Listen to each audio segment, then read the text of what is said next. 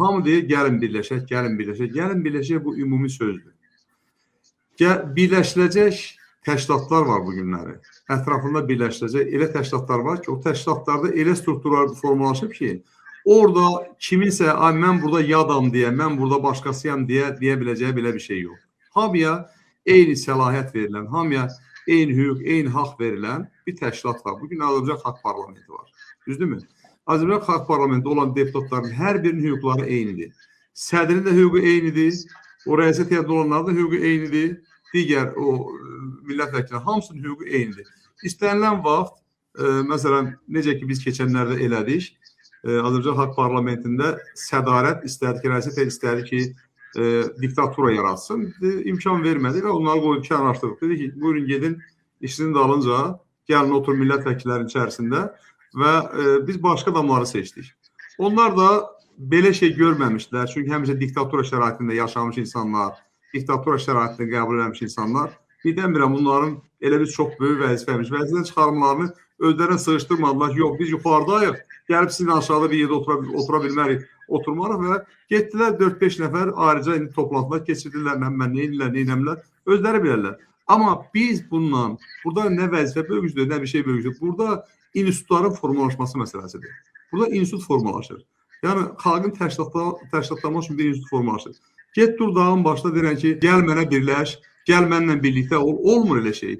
Bir model hazırlanır, o modelin ətrafının içində hamı birləşir. Elə buna mən Ayaz bəyə də bu istəyərdim münasibət bildirsin, sonra sizə dönəcəm Əli bəy. Buyurun, dəyərli Ayaz bəy. Teymur bəy, bu çoxdan oxuduğum bir kitablardan oxumuşam ki, hansısa bir filosof deyir ki, əgər həqiqət bir yerdə, bir ölkədə pıçıltı ilə səslənirsə, deməli o ölkə düşmən qüvvələrin əlindədir.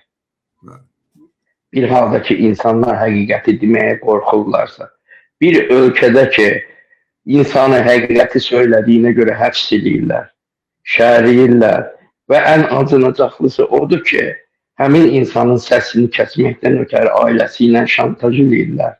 Bu çox dəhşətli bir faktdır.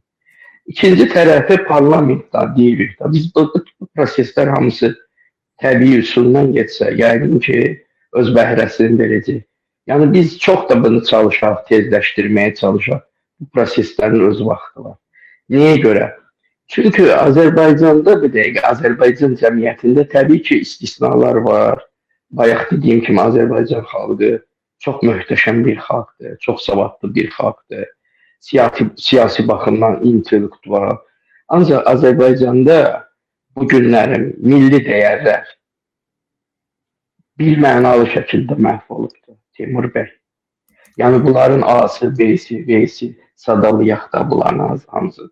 Azərbaycanın əgər bu günlərin filosofu, professoru, efir vasitəsilə məsxərəyə çevrilirsə, bu bir xalqın faciəsidir. Əgər bu günlərim Azərbaycan müəllim statusunu qoyub bir kənara, müəllim müqəddəs adını qoyub bir kənara saxtakarlıqla məşğuldursa, bu bir xalqın, bir dövlətin faciəsidir. Əgər Azərbaycanda bir akademik dövlət çevrilişinə cəhd eləyirsə, bu həm dövlətin, həm də hakimiyyətin faciəsidir, Teymur bəy. Bu çox acınacaqlı vəziyyətdir. Parlament, mən indi heç kimi xronologiya dərsi keçmək istəmirəm. Sadəcə bir təkrar biliyin anasıdır.